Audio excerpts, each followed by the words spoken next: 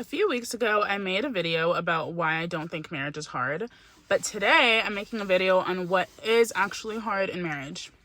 Not having emotional intelligence and not being able to read the room is hard and makes your marriage hard, extremely.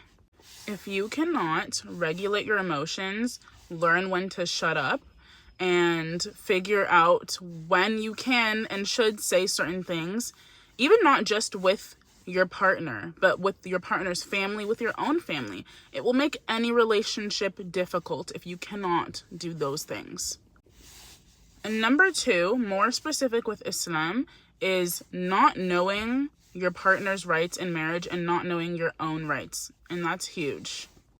My number one bone I've had to pick with a lot of different people who would like to inform people about marriage without being specific is they really hone in and emphasize on men's rights in a marriage in Islam, and you hear like one or two, max 3 things regarding a woman's rights in marriage.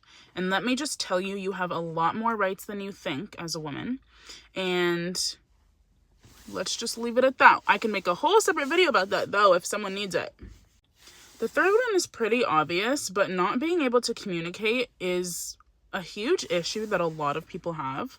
And when I say not being able to communicate, I don't necessarily mean not being able to share your feelings.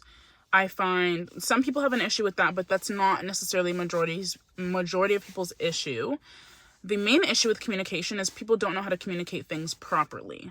When you're communicating something to someone in any relationship, not just a marriage, you have to be able to convey that information in a respectful way, and a lot of people don't know how to do that.